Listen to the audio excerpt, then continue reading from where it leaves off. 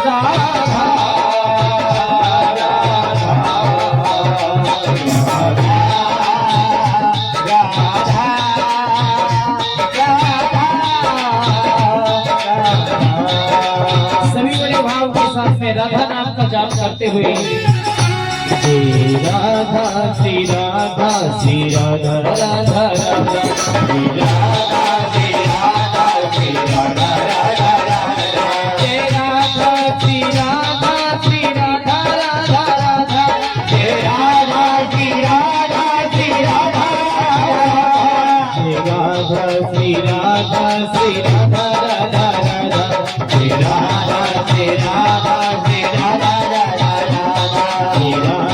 श्री राधा श्री राधा राधा राधा श्री राधा श्री राधा श्री राधा राधा राधा।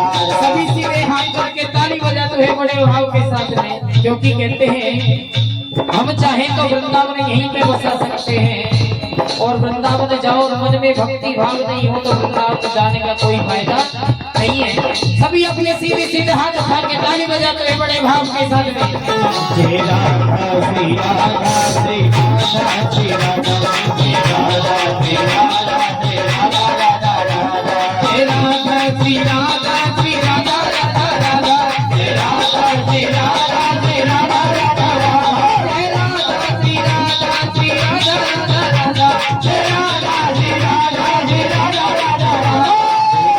श्री राधा श्री राधा राधा राधा श्री राधा श्री राधा राधा राधा जय राधा श्री राधा श्री राधा राधा राधा जय राधा श्री राधा श्री राधा राधा राधा जय राधा श्री राधा श्री राधा राधा राधा जय राधा श्री राधा श्री राधा राधा राधा श्री राधा श्री राधा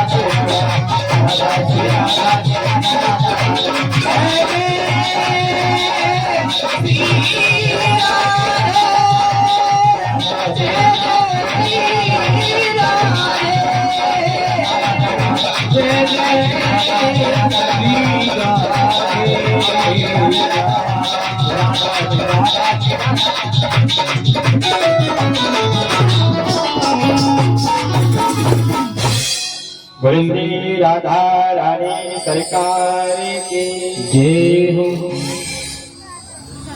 सज्जनों आइए जो बालाजी के चरणों में श्रीमद् भागवत का जो आयोजन हो रहा है, ये आज हमारे एक जन्म नहीं अनेकों जन्मों में हमारे पाप नष्ट हुए हैं और पुण्य उदय हुए हैं, तब हमारे को ये श्रीमद् भागवत की कथा का अनुष्ठान करने को प्राप्त हुआ है।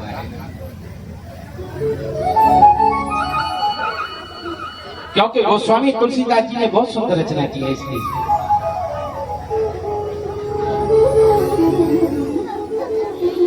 कि तुलसी पिछले पाप से और हरि चर्चा न सुहाए, कि तुलसी पिछले पाप से और हरि चर्चा न सुहाए, और जैसे ज्वर के बेग से और भोजन की रुचि जाए। आपको पता है आज हमारे को भगवान का बहुत ही धन्यवाद करना चाहिए कि आज हमारे जितने भी पाप थे वो पाप नष्ट हो गए और हमारे अनेक जन्मों के पुण्य उदय हो गए हैं, जो कि आज हमारे को श्रीमद् भागवत की कथा का रसपान प्राप्त करने का मौका मिला है। और आज ये बहती हुई गंगा आज आपके गांव चौड़ा नागर में और खोला वाले हनुमान जी के चरणों में बह रही है। और हमारे जजमान श्रीमान जी रंगलाल जी वो इस गंगा को लेके आए हैं। अभी महाराज जी ने कहा था के तो जननी भक्त जने और याद आया सूर, याद जननी भक्त जने। जैसे हमारे रंगलाल जी हैं, थोड़ा स्वभाव के तो कठोर है, ये मेरा अनुभव है। जो इंसान बाहर से आपके मुख में कुछ भी कह दे वो अंदर से बड़ा साफ होता है। और जो महाराज के मन सामने महाराज चुपड़ी चुपड़ी बांध करे तो आपको सतर्क हो जाना चाहिए। ये अंदर से बहुत महाराज गहरा है। बोलो राधे राधे। तो हमारे रंगलाल जी है ना, थोड़ा स्वभाव को कठोर है, लेकिन अंदर से उनका स्वभाव बहुत ही कोमल है। इसलिए कहते हैं ना कि या तो जननी भक्त जने या आता या सो। आज मैं बताऊं या नहीं बताऊं, आप बताओ। मेरे मन में एक बात आई, बता दें। आज बता, आज मैं इस रंगलाल जी की जो माँ है, मैं उस जननी के चरणों में बार बार वंदन करता हूँ कि ऐसी माँ ऐसे पुत्र को जन्म दे जो उसका पुत्र महाराज ऐसा सुंदर आयोजन कराए। महाराज बर्थडे पार्टी तो रोज मनाएंगे, एनिवर्सरी तो महाराज रोज मनाएंगे, लेकिन ये श्रीमद् भागवत की कथा का आयोजन हर किसी के बस की बात नहीं है।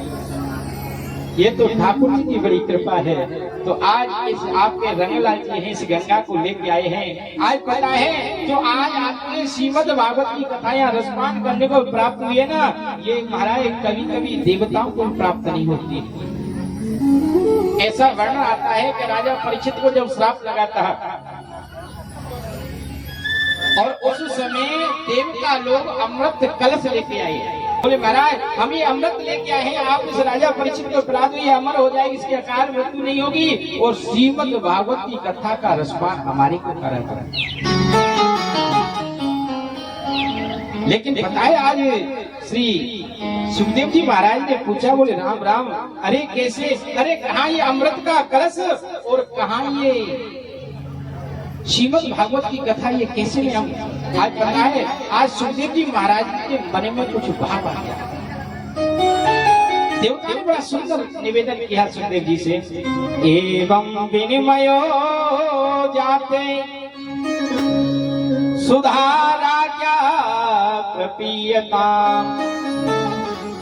प्रपश्यामो वयं सर्वे श्रीमद् भागवतामृतम। श्री सुखदेव जी ने कहा, बोले राम राम, अरे ये देवता हैं, बड़े चालाक हैं। आप अपने आप में ये विचार करना, अगर आपके पास में कोई वस्तु है और आपके यहाँ वो कबाड़ा पड़ी है और अगर कोई चालाक आदमी आए और उसके मूल्य से बढ़कर अगर आपको पैसा देने की कोशिश कर रहा है तो आपको विचार करना चाहिए कि इस वस्तु के अंदर ऐसा कोई गुण है जो कि ये जो मेरे को मूल्य दे रहा है उससे कई गुनी ज्यादा इसके मूल्य है। आज ऐसे सुखदेव जी ने विचार किया ये अमृत कितना मूल्यवान है। श्री सुखदेव जी महाराज उसको परीक्षण किया। एक पल्ले में संसार के जितने भी साधन उनको रखा तराजू लेके, और एक में श्रीमद् भागवत को रखा, और महाराज श्रीमद् भागवत की जो जिस पल्ले में रखा था वो पल्ला नीचे हो गया, और जितने संसार साधन थे ऊंचा हो गया। बोले जिसमें ज्यादा वजन होगा वही तो नीचे को झुकेगा। आए श्री सुखदेव जी महाराज ने उन देवताओं को अवक्त समझाओ, श्रीमद् भागवत की कथा उनको रसपाने नहीं करा। आज वही श्रीमद् भागवत की कथा आपके से काम चोड़ा नागर में और आपके भोला जी के चरणों में बह रही है। आज सनत समारोह से नारद जी का मिलन हुआ है। नारद जी ऐसे संत हैं कि कभी एक जगह बैठते नहीं, और सनत कुमार जी ऐसे संत हैं कि वो कभी एक जगह से दूसरी जगह जाते नहीं हैं। श्री नारद जी ने सनत कुमारों से श्रीमद् भागवत का रसपान किया, और महाराज ये वही कथा है जो कैलाश पर्वत में मेरे भोलेनाथ ने माता पार्वती को सुनाई थी। भैया ये वही श्रीमद् भागवत की कथा है कि धुंधकारी जैसे महाखंड की उत्पत्ति के लिए गोकर्ण जी ने सुनाई थी। ये वही श्रीमद् भागवत की कथा है सज्जनों।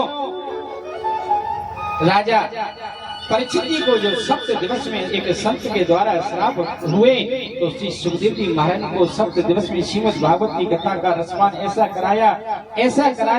कराया कि महाराज 7वें दिन उनके लिए महाराज एक विमान आ गया और महाराज अपने धाम को चले गए।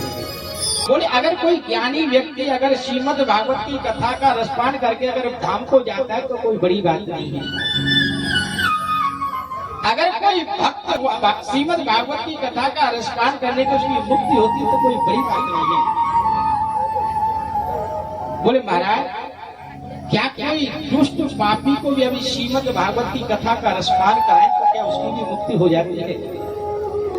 एक आत्मदेव नाम के पंडित जी थे, और उनके पत्नी का नाम धुंधली देवी था। और आत्मदेव जी के यहाँ कोई संतान नहीं, उनके यहाँ गाय है, वो भी महाराज कई साल हो गए लेकिन कोई बच्चा नहीं दिया। उनके तुलसी का बिरवा है, वो भी महाराज सूख गया है, हरा भरा नहीं रहता है। सभी लोग कहने लगे, बोले महाराज बोले आपके पितर आपसे तृप्त नहीं है, पितर खुश नहीं है, आपके कोई बच्चा नहीं हुआ है, आपकी गाय है इसलिए कोई बच्चा बच्चियां नहीं दिए हैं, आपके घर में ये तुलसी है ये हरी भरी नहीं रहती है। बोले कारण क्या है? बोले आपसे आपके पितर लोग खुश नहीं है। आत्मदेवी को बहुत बड़ा कष्ट हुआ, जंगल में गए, संत जी ने मिलन हुआ, उन्होंने एक फल दे दिया, आके अपनी धुंधकारी पत्नी को दे दिया। कथा तो बहुत विस्तार की है लेकिन मैं इसको समय दूंगा कि कुछ समय कम है। आगे की कथा कल हम आपको समय देंगे। उस फल से बच्चा उत्पन्न होगा कि नहीं होगा? आज पता उस धुंधली ने और उसकी सखी ने उस फल को गाय को खिला दिया, और धुंधली देवी ने उस महाराज अपनी सखी से उस बच्चे को लेकर पंडित जी को बता दिया। बोले मेरे घर पुत्र उत्पन्न हुआ है। आज आत्मदेव जी के मन में बड़ी प्रसन्नता हुई। आज कोई कुछ हुए, बोले आज मेरे घर में पुत्र रत्न उत्पन्न हुआ है। आज बताए बड़े प्रसन्न हो। बोले धुंधली से, बोले देवी, बोले देखो आज मेरे यहाँ पुत्र हुआ है, मैं बड़ा प्रसन्न हूँ। बोले देखो मेरा नाम आत्मदेव है और मैं अपने बेटे का नाम परमात्मा देव रखूंगा। धुंधली देवी एकदम महाराज चिचड़ी है। आप धुंधली किसे कहते हैं?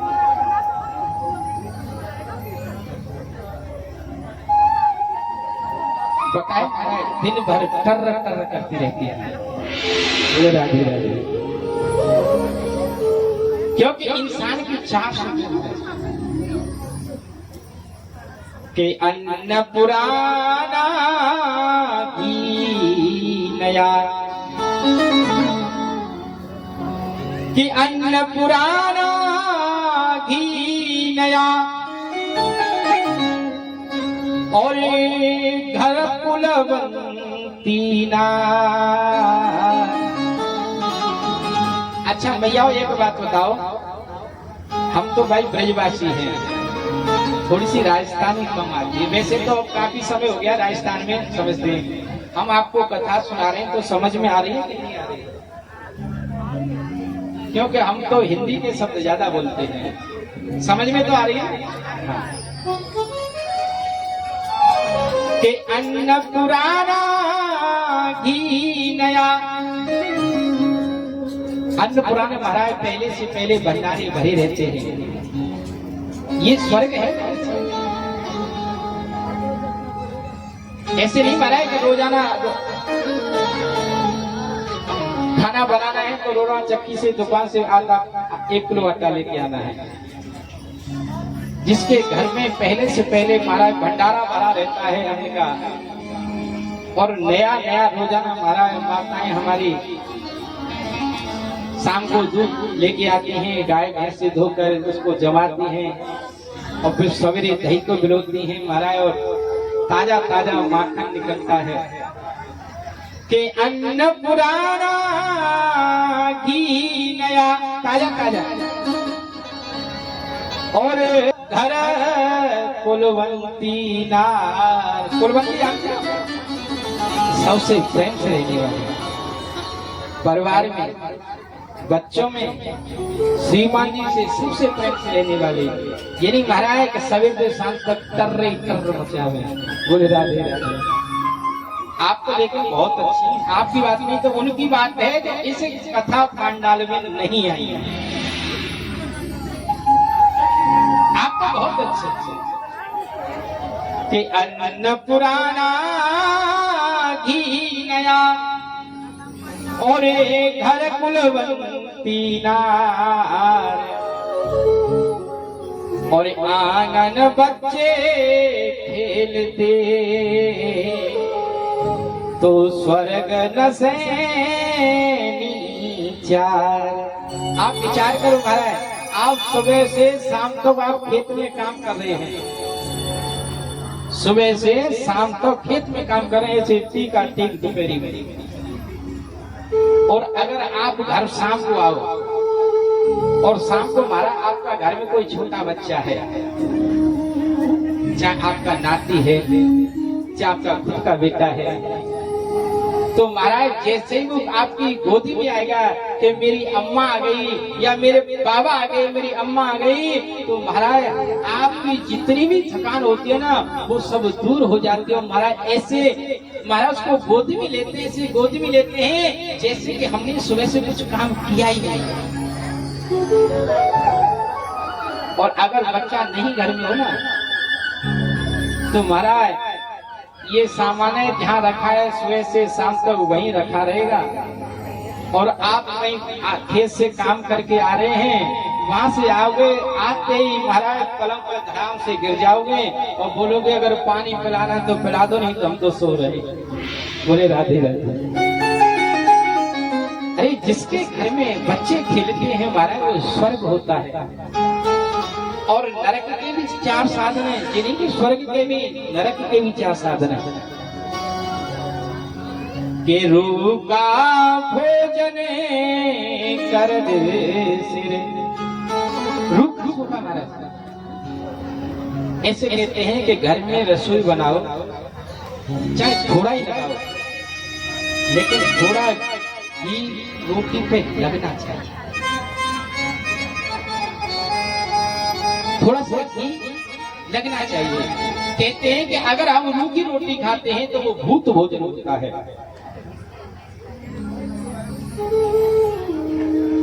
कि रूखा भोजन करज सिर, रूखा सूखा भोजन हमारा इसे लगा नहीं है, सब्जी नहीं है, रूखा सूखा खा रहे हैं, सिर पे कर्ज रखा है। कि रूखा भोजन करज सिर, और घर कलिहारी नार। महाराज सुबह उदय सूर्य उदय हुआ है, महाराज शुरू कर दिया। तुम्हारे भैया ऐसे हैं, तुम्हारी मैया ऐसी है, तुम्हारे बच्चे ऐसे। महाराज सुबह से श्रीमान जी से लग गए हैं और श्रीमान जी बेचारे नीचे कान डाल के सुन रहे हैं। आप विचार करो, जिस घर में जो नारी महाराज सुबह से शाम तक क्या करती रहेगी, क्या उस घर में कोई शांति रहती है? और मैया तो आपसे सबसे निवेदन कर दिया, अगर आपके अंदर भी अगर कोई ऐसा, वैसे मुझे लगता नहीं, आपको मेरे को बहुत अच्छी लगती है, अगर ऐसा अगर हो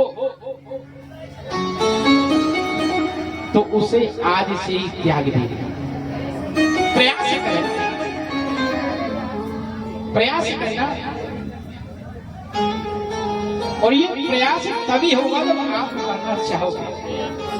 अभी महाराज जी ने कहा ना कि भागवत सुनने का आपको फल प्राप्त तभी होगा जब आपके मन में ज्ञान आएगा, वैराग्य होगा, तब तो होगा,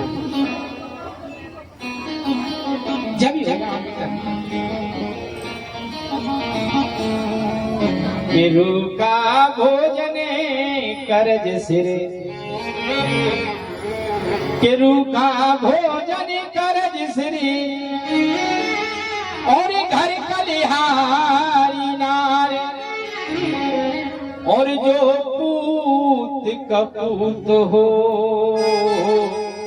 तो नरक न से चार। अगर आप विचार करो, आपका पुत्र है, आपकी बात नहीं मानता है, कई प्रकार के उसके अंदर अवगुण हो गए हैं, तो क्या उसके माता पिता सुख से खेल पाएंगे? आप विचार करो, हम लोग कहते हैं स्वर्ग और नरक। अरे स्वर्ग किसने देखा है? मरने के बाद किसको पता है कि हम स्वर्ग जा रहे हैं कि नरक जा रहे हैं? ये सब यहीं पर है महाराज। स्वर्ग और नरक जीते जी हमारे को यही मिल जाते हैं। आपको जरूरी नहीं है कि महाराज आपके शरीर में कीड़े पड़े तभी नरक है। सबसे बड़ा नरक ये भी है कि अगर आपका पुत्र आपकी बात को नहीं मानता है, आपकी बेटी आपकी बात को नहीं मानती है, आपकी श्रीमती आपकी बात को नहीं मानती है, आपके श्रीमान जी आपकी बात को नहीं मानते हैं, मन टेंशन में रहता है, संतुष्ट नहीं रहता है, तुम्हारा सबसे बड़ा नरक ये होता है। कहते हैं ना कि कोई तन दुखी कोई मन दुखी, कोई धन बिन रहत उदास, और थोड़े थोड़े सब दुखी, और सुखी राम के दास। अरे जो भगवान की भक्ति करेगा, भगवान की कथा करेगा, उसके अंदर तो महाराज सभी गुण उत्पन्न हो जाते हैं।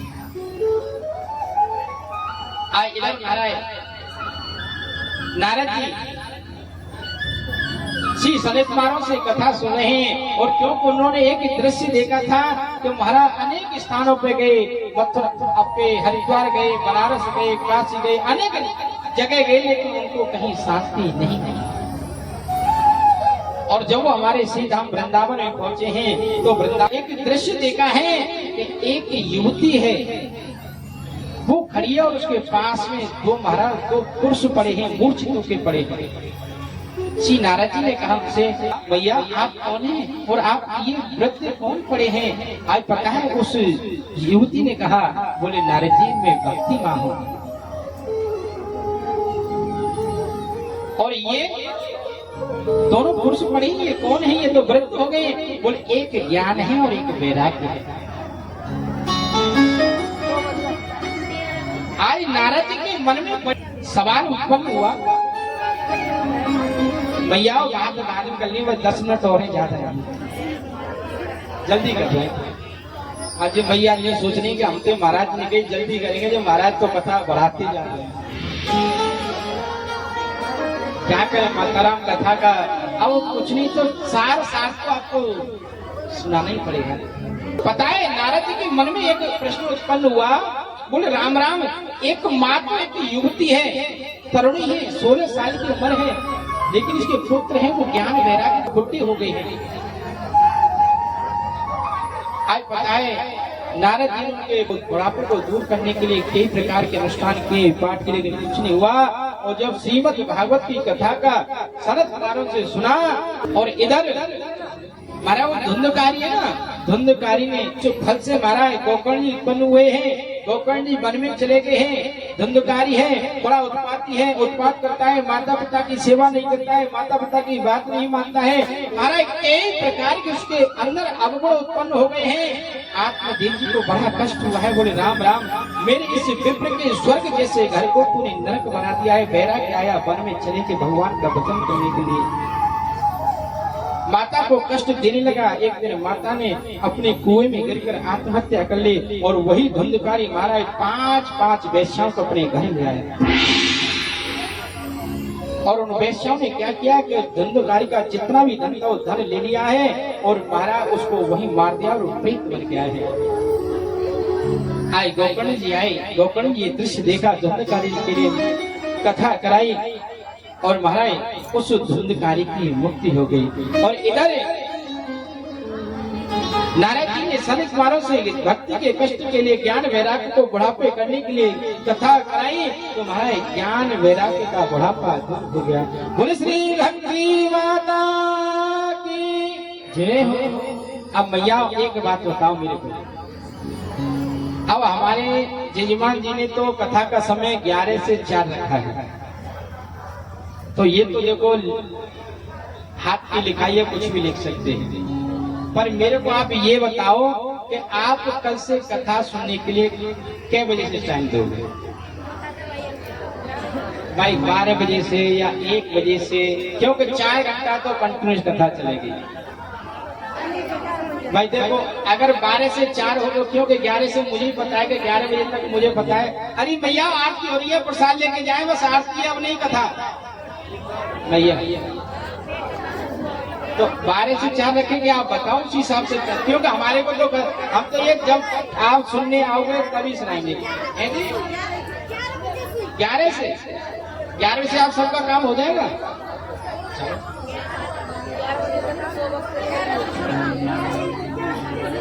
लेकिन आपको आना पड़ेगा, ये नहीं कि 11 बजे कथा आ जाए और आप नहीं आओ, सोते रहो कूलर चला के, बोले राधे राधे। और देखो विशेष एक सूचना हो रही है, जितनी माता बहना है जिन्होंने आज कलश धारण किया है, नेम तो यह है कि आप नित्य 108 परिक्रमा नित्य करें भागवत जी की। और अगर कोई मैया दूर से आई हैं और विद्वान हैं, और सुबह सींचने आओ, शाम को दिया बत्ती करने आओ, लेकिन नहीं आ पाओ तो कोई बात नहीं, लेकिन कुछ ऐसा समय निकालना का फ्री भी समय निकालना खराब, क्योंकि मुझे भी पता है हमारा ऊपर से नीचे से बहुत विद्वान होगा, तो ये आप अपना समय अपना निर्धारित करना। सही राधे सभी लोग खड़े जाएं। और देखो कोई भी माता बहनाएं बिना प्रसाद से नहीं जाएंगी, और देखो जितनी आज आई है ना उससे कल डबल आनी चाहिए। बोले ऐसा नहीं कि कलश यात्रा रखे फिर नहीं आए।